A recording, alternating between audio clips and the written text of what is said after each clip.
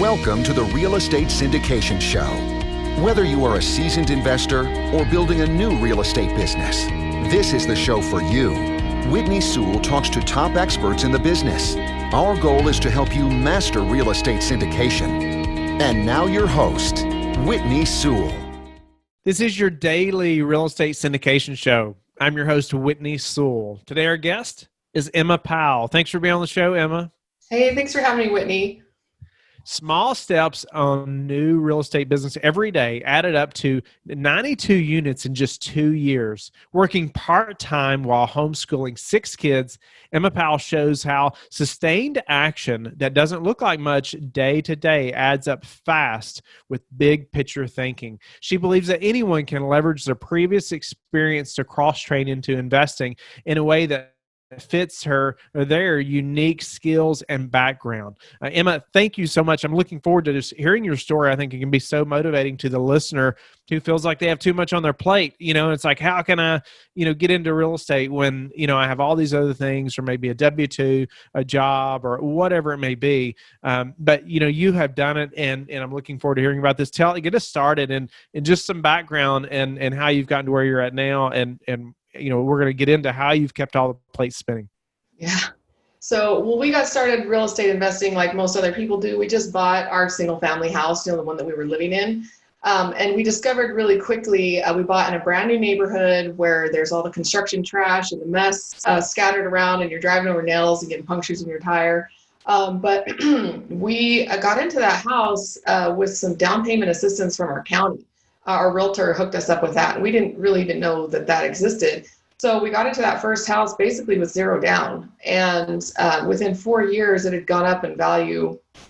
We only made about $35,000 off that house in 4 years, because that was during a mini downturn. And so we got out of that one when we had a couple more kids and didn't fit into it anymore, and did the same thing, went and bought in a brand new neighborhood. It was a master plan community in Texas, one of those 2,500 home monstrosities that we were the very first people to buy a house in that community, like literally the first people to sign on the line, almost the first people to move into the neighborhood. And that downturn was 2008. And so the fortunate part was that we never were underwater on that house. And so even if my husband had gotten laid off, we would have been able to get out of that house and sell it, and even make a little bit of money on it. So at the end, we walked away from that one with everything that we put into it and a little bit left over. We've been saving up because of that scary 2009 situation. I had a part-time side hustle as a photographer, and my husband, an IT guy, he was working his job plus a part-time job, because we were just piling up cash because we were terrified of what was happening in 2009, 2010 of a layoff. And so we sold that house and bought a total fixer-upper just outside of Austin. And then right after we bought that house, we found out that we were having our 6th child, was not planned, and he lost his job. He got laid off in 2011. So we weathered all of that only to get laid off right at the end of it. We had this brand new house, and we had just ripped the back off of it. And so he got a job offer out of state, and we just couldn't leave the house like that. So he convinced his part-time job to pick him up full-time. And I had to quit my photography because I was having a new baby. It was just a really difficult time in our lives. But we fixed that house up. We did most of the work ourselves, lived in it for 6 years. And then when we sold it, he got laid off again. That's how the tech industry works. You don't have a lot of control over your income. And all that time I was stay-at-home mom, homeschooling with this little photography side hustle. I did weddings and real estate photography.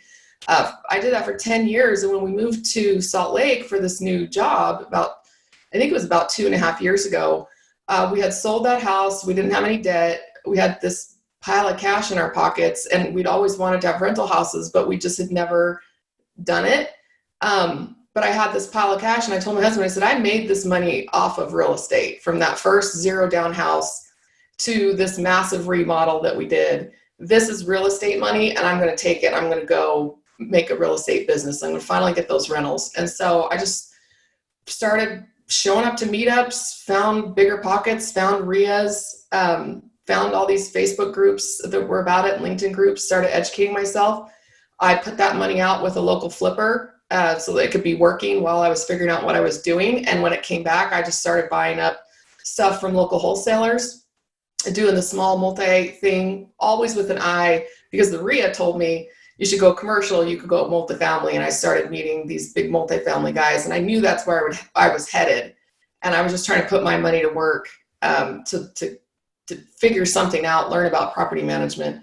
And when I saw that first deal, a friend of mine, a local, was selling at a 50 unit, I said, send it over here. I didn't know how to underwrite it and what I was doing, but because of that belief that that was where it was at, I took it, ran it through a homemade, terrible spreadsheet, and I took it to some people in my RIA that I knew how to do that. I thought it was a good deal, but I wasn't sure. And they looked at it and said, this is a good deal. Do you need some help raising capital for it? And we went and bought that 50 units. So that was about a year into my journey, about 6 months after I bought my first investment home. I think it's interesting to purchase a 50 unit deal. It seems so much larger, obviously, than what you had purchased in the past or anything you'd done in real estate. I knew that 100 unit was the goal because the economies of scale. I knew that 60 to 150 was really where the property management expenses would go down, and that economy of scale of just being able to have everything under one roof with the payroll. So I knew that 50 unit was even a little bit smaller than what I wanted. But I just woke up one morning and was scrolling through my Facebook feed because I knew that social media was how you raised capital and how you built your business. And so I was really building out my social media profile to gear it towards running this type of a business. And a lady I knew from the RIA said, hey, we're selling our 50 unit. It was near my husband's hometown, not far from where we were, a couple hours from Salt Lake. And she said, does anybody want information? And I put my email on there and said, yes, please send it to me. And it was right there in public. Anybody on Facebook could have gotten it. A bunch of us are friends with her. And I'm sure other people asked for the information, but I got it and I crunched it that same day. And it looked good. Like I said, I was completely uneducated, and it was a bubblegum homemade spreadsheet, but just crunching a few things like 1% rule, cap rate, those types of things. I thought, okay, I've got something here. Hopefully it pans out. And it did. We bought that. We closed on that one, I think, early this year. It took almost 6 months to get it closed because I didn't know what I was doing, but it was a good deal. So I was willing to do whatever it took to get that thing closed. Went through a lot of hoops to get that done. Did you syndicate that deal? We did. It was a 506C, but that's part of why it took so long to get closed, because we were going to JV it, and then we were going to do private debt JV, and then institutional private debt, and then at the last minute we're like, we just got to syndicate this thing because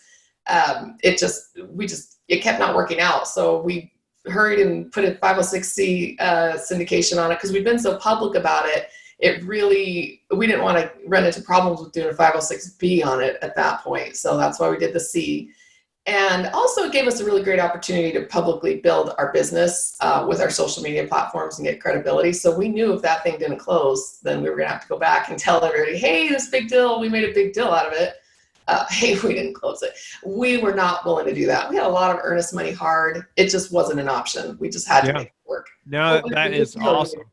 I love hearing stories like that. And your just your commitment to making that happen. And I think it started way before you had that opportunity, even for that deal, like and even in your bio, you talk about the things you do, the small steps every day.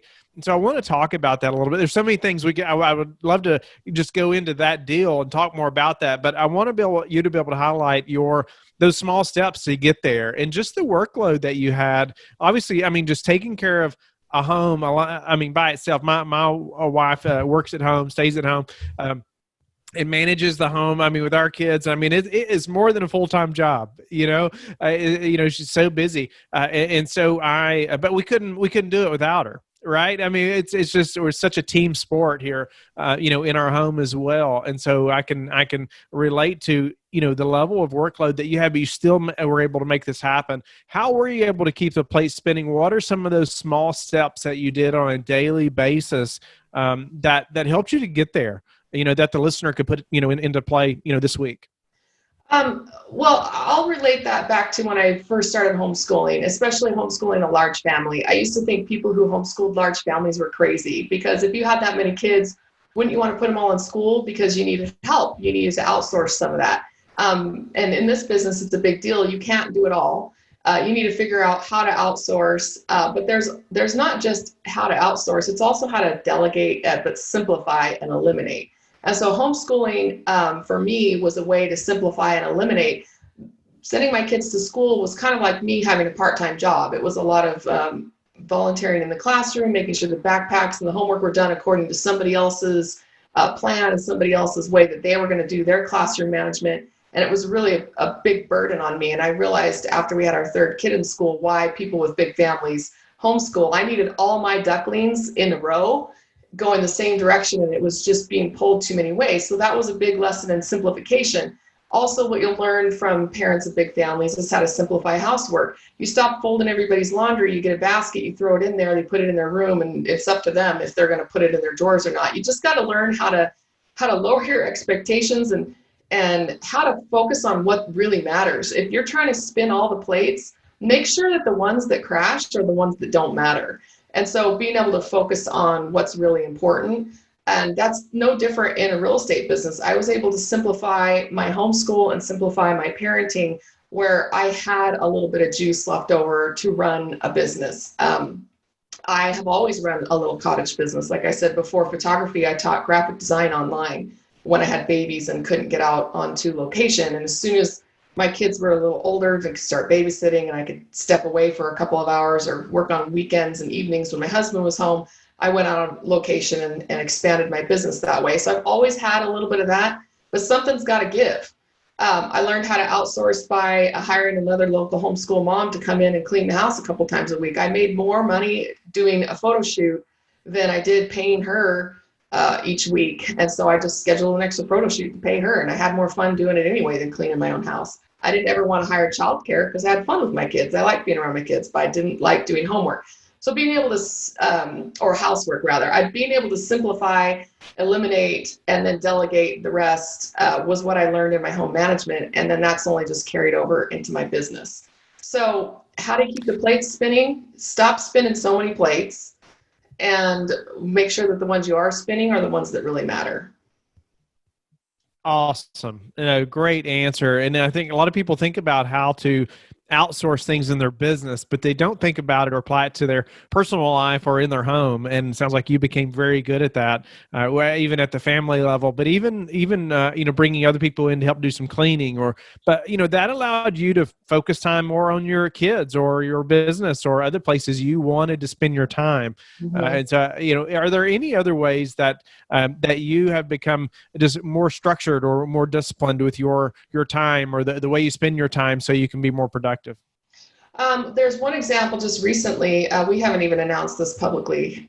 We don't want our neighbors to know yet. We just bought a townhouse.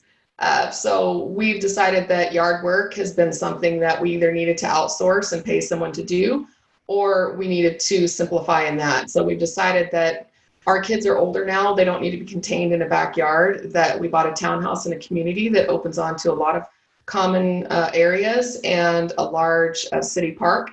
And so we thought, hey, wouldn't it be great to have a townhouse where we don't have to do any yard work and our kids can just go explore all this common area in this huge park and have some freedom. And then we don't have to worry about taking care of such a large house and also taking care of such a large yard that our kids frankly never use. They're always out on their bikes, walking to the store, going out with their friends. Why do we have this yard? So that's a good example. But the side benefit of that is it's much cheaper than the house we're living in now. And so my business can now support that house, and my husband will be able to make the decision if he wants to leave his job or not, because now he gets to work if he wants to rather than because he has to. So the business being able to support our lifestyle the way it is right now will open us up to a lot more opportunities.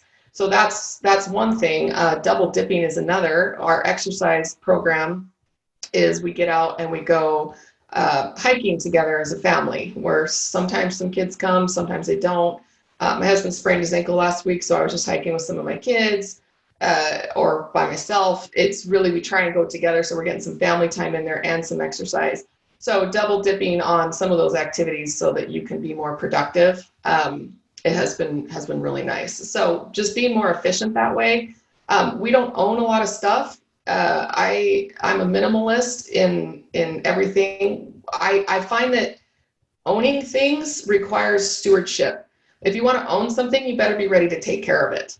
I have children. I don't need items. I don't need cars. I don't need stuff in my house. Our lifestyle is very minimalistic, and that leaves a lot of extra space in my head to focus on other things because I'm not always worried about cleaning my cabinets or why my kids' rooms are so messy. We just get rid of a lot of stuff. So just simplifying, double dipping, and willing to make your lifestyle match that. And look at the freedom that that's brought us. Now my husband's able to be more deliberate and intentional about where he works. And because we already homeschool and coronavirus has put him as 100% remote, the time freedom that we're going to have now, the independence that we have with our finances, and now the location freedom that we're going to enjoy, because a townhouse is far more rentable than this house that we're in right now. We can walk away from that thing, throw a renter in it, and go wherever we want. It's just the freedom that brings of options is really, really what motivates me. That's an incredible place to get to, right? And you've worked very hard. You've done those things, those small steps, like you say, on a day-to-day basis, and finally you all are going to reap those rewards. I love the minimalist thinking and just how that even frees you up more as well, mentally, and physically also. Emma, what's been the hardest part of this journey, or of syndication process, or just getting to the point you are now?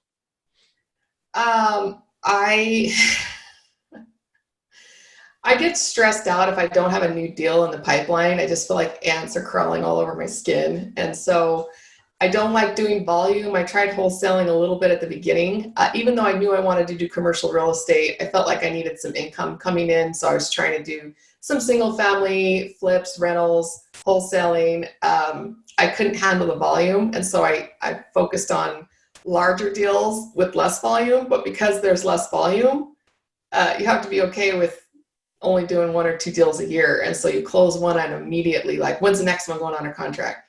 And that's just not how it works. And so being able to have that mental toughness to be patient while you're looking for the next deal has been a huge struggle for me. I get really discouraged and wonder if maybe I missed my calling, or maybe I shouldn't do this anymore. And that's almost a daily struggle for me when I don't have something under contract. How do you include the kids in the business, or how do you want them to learn about real estate or view real estate? I would say that it's little bits at a time, which really describes how we homeschool. We don't have a formal curriculum. I don't sit down with the workbooks and mom's not in front of the whiteboard like, kids, let's get together. We just homeschool like life. I say we've gone rogue. We just put them in the middle of the world, and they watch us living, and they live alongside us. And so they learn real estate business by osmosis in the same way. They say you become the product of the 5 people you spend the most time with. And so our kids are getting the benefit of hanging out with mom and dad doing this, but also our friends who are also doing this. When we moved to Salt Lake, we have some extended family members who live in the area, but we don't know anybody else here. And so our friends now are our fellow real estate investors, and that's who they hang around with.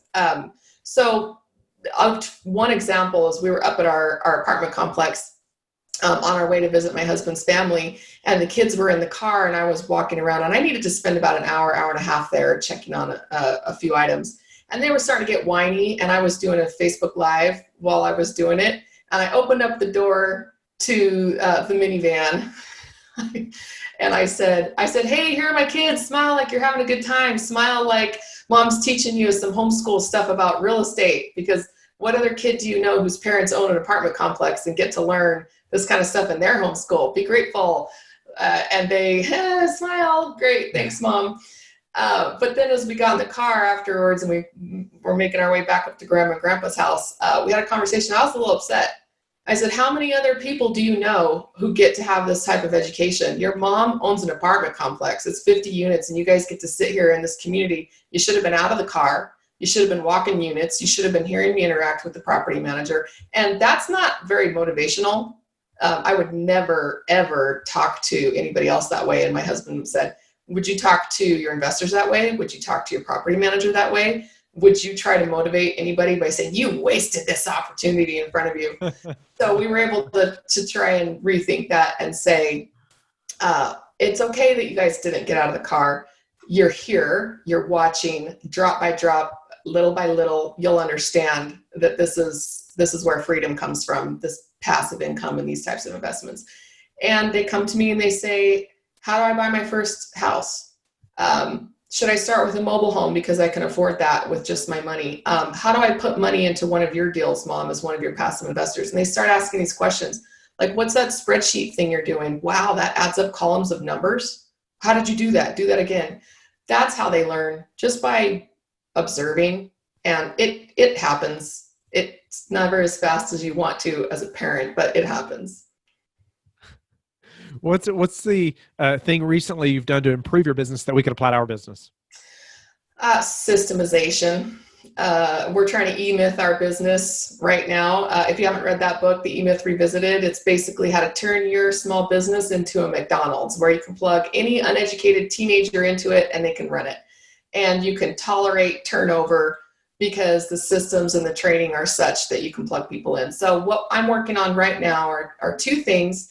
One, getting my underwriting systems screening down so there are only maybe 5 or 6 inputs into a spreadsheet that I can train an intern or somebody that wants to be mentored to comb through an offering memorandum, plug those in. I have a lot of baked in assumptions. And if the boxes light up green, then they pass it up to me. And then I'm only spending time on deals that have some promise. I tend to get really discouraged wasting time on deals that are garbage. And so I procrastinate because I don't really like underwriting. I had to force myself to learn how to do it. And so we just got that system dialed in, and I'm starting to train people how to do it now. I hired an intern to do my bookkeeping and to start doing this underwriting. And then the second system is getting my CRM, or my customer relationship management software. Everybody get entered in. So my assistant, my intern, is combing through like all my old Facebook messages and LinkedIn messages and starting to enter them into my CRM so that I can communicate with people in a more organized way, make sure I'm touching base. That's something that networking is just as technical a skill as underwriting, and people tend to wing it, but they would never wing underwriting. And networking, I think that people tend to think, oh, you're just naturally social, or you're just naturally outgoing, or you're just naturally charismatic. No, there's a lot of technical stuff that goes in towards networking, managing the network, communicating with the network, understanding the psychology of how to communicate with people. And so just getting that CRM built and getting that system in place is what we're working on right now. Very nice. Many great things there that you all are improving. And I love that just systematizing. It seems like it's a big topic right now. But I think any business that's trying to scale, I mean, it's something you have to do. Yeah. What's your best source for meeting new investors right now? As lots of people have said before, LinkedIn. The first $50,000 I raised was a stranger on LinkedIn with that 506c. He sent me a private message and he said, I was really touched by that story that you shared. It was like a 3-line story where somebody said, what's your why? And it was basically that story where my husband got laid off in 2017. And I told him, I said, look, I've got to do something. This photography income, this part-time income is not going to support our family. I will never let this happen again. I'm going to find some sort of part-time income that can support us on a full-time income, a part-time job that gets a full-time income. I didn't know what it was at that time, but I said I would figure it out. So he read that on LinkedIn and he said, wow, that really touched me and I'd love to be involved in investing in your next deal. And I thought, wow, LinkedIn, who knew? So that's when I started getting more involved rather than Facebook, more on LinkedIn. Now, I have raised money since then on Facebook, and that has been a good tool, but really focusing on LinkedIn, I would say, is where you should be spending your time if you're trying to raise capital. What's the number one thing that's contributed to your success? It's cliche to say mindset, but it's true. 90% of why you do any of this is because you believe that you can do it. And 10% is the strategy and the techniques. But why would you bother learning that 10% if you didn't believe that it was important or possible? I believe that everyone that's successful in business must have a high level of self-discipline, and you obviously do. How did you gain such a high level of self-discipline, and how do you continue to work on that every day? I think I grew up in Seattle, so we have a lot of little quotes from Bill Gates floating around. I think he said that he hires lazy people to be engineers because they figure out how to get things done. And I think that probably describes him pretty well. I don't do this because I think that self-discipline is a virtue in and of itself. I don't even think work is a virtue in and of itself, which is probably where I depart from a lot of other investors. I don't raise my children to appreciate the value of work. I raise my children to appreciate the value of going after what they want and getting what they want. If your why is powerful enough, then the how just the hard part of how will take care of itself. And so for me to be self-disciplined, it's all to fuel the laziness. It's all to fuel the lifestyle design. It's because I want my husband to quit his job. He used to have a part-time job because he was on call all the time. So we have lived that lifestyle where I was doing my part-time graphic design, teaching online, and he was doing his part-time on-call thing, still getting paid full-time. And we lived that lifestyle. I know it's awesome, and I want to go back to that. We had plenty of time to get new hobbies, to push the kids around the neighborhood in a stroller and just go on day trips. That's the lifestyle. That's the why. And at the end of the day, it's because we want more freedom and more time to ourselves. So if self-discipline will fuel the laziness, I'm all for it. So that's how I do it. Powerful why. How do you like to give back? Right now, my kids are getting older, but my youngest is still 8. My oldest is 22. So right now, my way of giving back is through my children. That was difficult for me to face because I felt like I should be doing some big philanthropic thing and go and save the world. But I'm doing it just one little human at a time. I do have. I'm starting to get to that point where I haven't really broken out of the rat race yet, if you want to put it that way. So right now I'm really focusing on getting my kids launched into being successful, contributing humans, having my husband, like I said, being able to quit his job if that's what he wants to do, or to contribute through his job if that's what he wants to do. And then after that, we'll probably what we call unjob, where we have our passive income supporting us, and we're going to go do a few projects like some minimalist hiking. Probably we'll do that. Maybe live abroad, again, a minimalist, like 4-hour work week type of thing. And then I have a few philanthropic things I'd like to focus on, some nonprofits. But those are a few years away. Right now, I need to really get these kids raised, and I need to get our family situation a little bit more solid. And I'm giving back by teaching other people who are a couple of steps behind me. I don't need to be an expert in what I'm doing as long as I can teach you what I just did. I can say I did this 3 steps ago. I can teach you step 1. I can't teach you step 5 and 6 because I haven't done that yet. But as long as you understand where I am and what I'm teaching, I've been through 2 downturns. I'm doing my 3rd one right now. It was different because we were single family homeowners back then. But I'll give back to anybody who wants to learn. I love teaching. And eventually some philanthropy, but for right now, just giving back through getting my family to not be, to get my family to be good contributing adults. Sure. Well, Emma, it's been a pleasure to meet you and hear your story. It's very inspiring, and I hope it is for the listener as well. I know it is, because I know everyone feels like they're so busy, right? And how am I going to find that 50-unit apartment building? Well, I think you have answered that today, and it's those small steps that you're doing every day. You're just a perfect example of that, and just sticking to it and grinding every day, making sure that you're doing outsource and delegated, and even how, simplifying homeschooling versus, sending kids to school, how that's even helped you, focusing on what really matters, and even outsourcing cleaning and different things in your home. But just keeping the plates spinning. But you mentioned, like, letting some drop, and being okay with that. But make sure you keep the ones spinning that need to be spinning, right? And so just grateful for your outlook and sharing that today. Tell the listeners how they can get in touch with you and learn more about you. Obviously, LinkedIn and Facebook. I'm Emma Powell, 28 on both of those platforms. And I spend a lot of time in the private messages there, so reach out. My website is highrise.group. And if you want to passively invest, or you want to get in touch with me, schedule a call if you want to be mentored, if you just want to start investing, you can reach out there. I also have a group on Facebook called Passive Investing Through Real Estate. And what we do there is kind of like a dating service for if you've got a deal and you're looking to hook up with passive investors, or you want to be a passive investor and you're looking for deal sponsors. It's an abundance mindset for finding private capital. I think that I don't always have a deal, but I have people who are looking, and I'll hook them up with somebody else, or I'll put a deal out there, and hopefully somebody can find each other. So we just get in there, we just talk about whatever we can talk about that the SEC will allow us to talk about, and just meet each other. So if you want to join that group and just join that discussion, we'd love to have you over there. And there's a link on my Facebook profile if you want to hop in that group with us.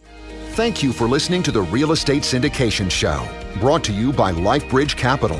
LifeBridge Capital works with investors nationwide to invest in real estate, while also donating 50% of its profits to assist parents who are committing to adoption. LifeBridge Capital, making a difference, one investor and one child at a time. Connect online at www.lifebridgecapital.com for free material and videos to further your success.